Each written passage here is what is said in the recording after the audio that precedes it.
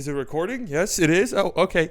Hi, hello everybody. I'm on vacation again, but I decided that I would make a video talking about the Jalen Brunson situation. This was my last time talking about the Jalen Brunson stuff. I just wanted to, Jalen Brunson. I just woke up from the Redick interview. It was a boring interview. No. I'm just kidding. No, I'm not. It was seriously a boring interview, but there was some information there, and I feel like this is a nice closing point. It's time to, close the book in the chapter on Jalen Brunson's time with the Dallas Mavericks, and it's time for everybody to move on. All right, I want to talk about it. I want to discuss it. What can the Mavs do to replace Jalen Brunson in his ball handling potential, his scoring potential? How can the Mavericks replace that? Because I've been saying all offseason, I think another move is coming. I do. I think that there's going to be a big time domino effect after the Donovan Mitchell trade, and Patrick Beverley will be out there, Bojan will be out there, Jordan Clarkson will be out there. There'll be some interesting names, but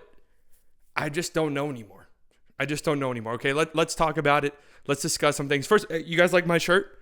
I bought it at a gas station in Oklahoma. Huh? When in Rome. Am I right? But let's talk about the Redick interview. So my big takeaway from this whole process, right? I know Brunson leaves. There's a bunch of hindsight going on, hindsight 2020 with the extension stuff. And look, I understand, when something like this happens, a player leaves for nothing. And you can go back through recent free agencies. Very rarely does a player just leave and the team that they're leaving doesn't get anything at all in return from a sign and trade. So the Mavericks definitely fumbled the bag a little bit there. But it's difficult for me to point the blame at anybody. After listening to, what he said in his introductory press conference, after listening to what he said on the Redick podcast, he just wants to be in New York. It really is that simple. I don't think it was this, he felt slighted by the Mavericks. I don't think it was, he doesn't want to be second fiddle to Luka. It sounds like he just wanted to be in New York. And everything aligned perfectly, right? The stars aligned for him to go to New York. They needed a guard. They had cap space in a summer where not a lot of teams had cap space, right? The head coach of the team just so happens to be Thibodeau, who already has a relationship with Jalen Brunson's dad, brings him on as as a an assistant coach, right? The head executive just so happens to be Jalen Brunson's godfather and Leon Rose. And Leon Rose's son just so happens to be Jalen Brunson's agent, right? A lot of fucky stuff going on, let's just be honest. But it just aligned perfectly. And Jalen Brunson, he said on the Redick podcast, man, it was just business. Business just happened. A good opportunity for Jalen Brunson presented itself, and he took it.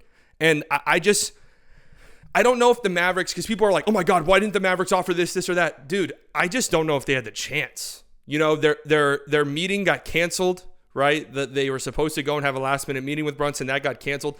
I just don't think the Mavericks really had an opportunity to get one last say in, to give one last offer. He wanted to go to New York. That's what it was. And I want to say this about Brunson, right? Our fan base is turning on Brunson. I've already seen it.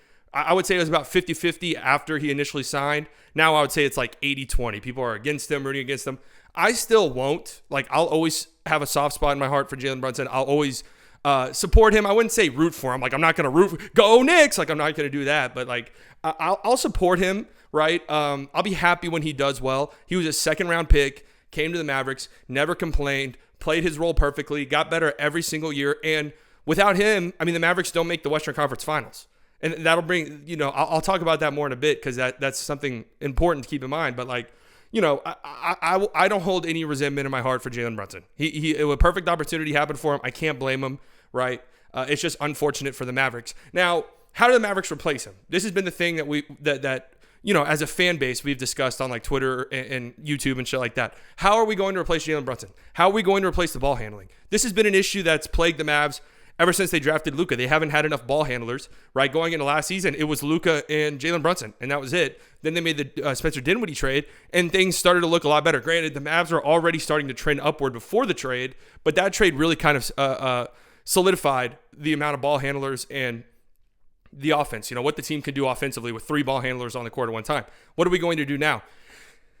Guys, I don't like what I'm hearing. I'm going to be honest with you. I don't like what I'm hearing. I was listening to Greg St. Jean on the Mavs, Locked On Mavs, and, he was echoing the same talking points that we've heard Nico Harrison and Mark Cuban say, which is, we're bringing in another free agent. And you're like, oh, wait, what? Who are they fucking talking about? Tim Hardaway. That's not a free agent.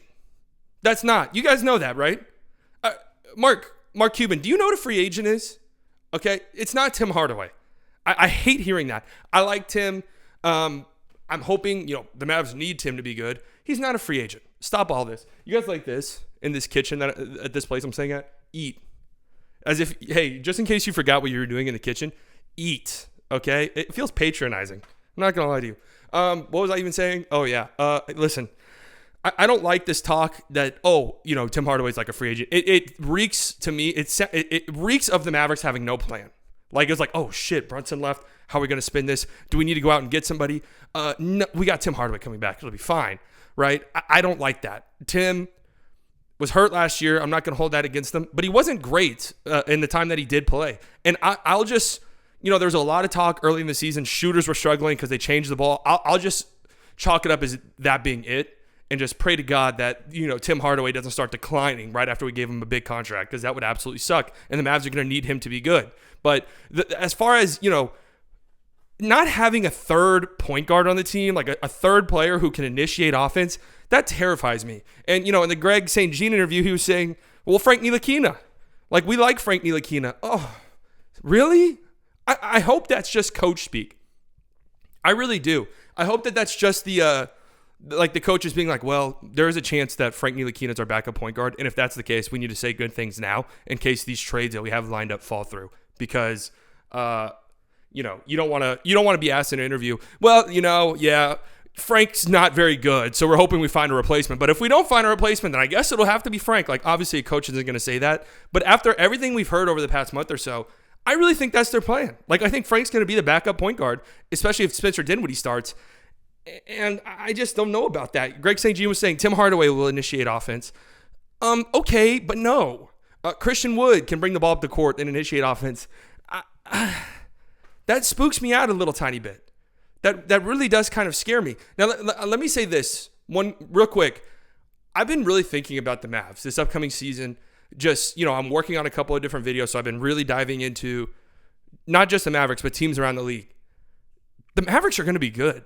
Like, that's one of the things is it's like, we're going to miss Brunson, but there's a world where the Mavericks are better than they were last year, right? Things have to go their way. Like, you really do need some Josh Green development. But the thing that I keep circling back to, Spencer Dinwiddie, year 2 off an ACL injury, that's usually when players get back to normal. With today's medicine, if you're younger, an ACL tear, you can easily come back from that. Like, that's not a career-ending thing, right? And it usually takes, though, a full year of, obviously you tear your ACL, you have a year of recovery. Then it's, your first season back. You're getting your legs under you, right? You're figuring stuff out. If this camera's wobbly, I don't know if it's actually wobbly or if I'm having a stroke. So I'm sorry if it's wobbly.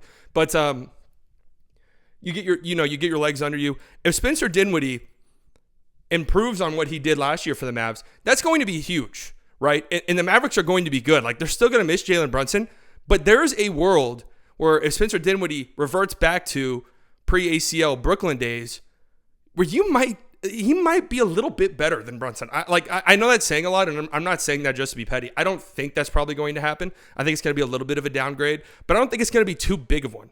You know what I mean? Let's not forget, man, Spencer Dinwiddie, I know it got lost in Luka Doncic doing insane shit and the Mavericks blowing the Suns out of the water, but Spencer Dinwiddie dropped 30 points in a Game 7 on the road on like 11 of 15 shooting, which is absolutely insane to believe. If that ended up being a 6 or 7 point game and Spencer Dinwiddie had that stat line, oh my God, it's all we would ever talk about. But since it was a blowout and Luka went crazy, like, nobody really discusses it. But Spencer Dinwiddie had legitimately great performances in the playoffs. And if he can just revert back just a little bit to that Brooklyn role, the Mavs really do have a chance to get better, because you have an anchor center defensively in JaVale McGee, a better rim protector than we've had, I don't know, in a very long time. You've got Christian Wood now to add into the mix, an offensive presence that is definitely going to space the floor. It's going to open things up for Luka. Like, there's a world where the Mavs get better despite losing Jalen Brunson for nothing. And let me also say this, okay? My final thoughts on all of this, mainly sparking from the Jalen Brunson stuff, I'm a little bit concerned about the future roster construction-wise, because I do have to wonder, what is the plan if there even is one? Like, what is it right now? Because you lose Jalen Brunson for nothing, right? Okay, you got dealt a shitty hand. Was there no foresight at all? That's what I'm wondering. Was there absolutely no foresight? Because from what I understand, the Jalen Brunson, the Mavs didn't want to extend Jalen Brunson in January. That seems like a myth at this point. That doesn't seem real. If the Mavs had the opportunity to give Jalen Brunson $55 million in January and they passed up on it, that's horrible. Like, that's the lowest of Donnie Nelson lows. And that's fucking low. Donnie Nelson traded Harrison Barnes for dirt, okay? But choosing not to extend Jalen Brunson at $55 million during January when he was already having a great season, like, that would be the lowest of lows. I don't think that happened. All right, I think that's just a myth at this point. Not extending Jalen Brunson last summer, I understand that. Like, I got that. He was coming off a horrible postseason series against the Clippers. But if you knew that there was a chance, a very good chance, that Jalen Brunson was going to dip in the offseason in New York, a team that has cap space and doesn't need you to help facilitate a trade, man, would you guys have rather have traded Jalen Brunson? I've seen that question pop up a bunch. If you knew, knowing what we know now, that Jalen Brunson was going to leave for nothing, would you risk trading him at the deadline this past year for, I don't know, first or something, a late first from a contender, and risk not making the Western Conference Finals? I mean, you probably do not make the Western Conference Finals in that scenario. You not only do you trade Kristaps Porzingis, but you also trade Jalen Brunson. So you're telling Luka at that time, hey, I know that we're in a playoff spot, and I know that the West seems kind of open right now, but we're going to trade our second and third best players for minimal returns during the season. Like, how would that look? Knowing what we know now, it's a difficult decision because you can't really afford to lose Jalen Brunson for nothing, but it happened, and I just don't know. I think, me personally, right, I'm cool with the Western Conference Finals. I think that was a good choice. It sucks. The return you were going to get for Brunson, especially considering his contract at the time, which was the minimum, it would have been hard to find a legitimately good trade for you.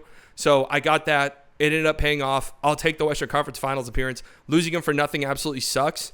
But I don't know. It seems like just one of those shitty situations. And I don't really want to blame anybody because, like I said earlier, it seems like the stars aligned for Jalen Brunson to go to New York. And he took that opportunity.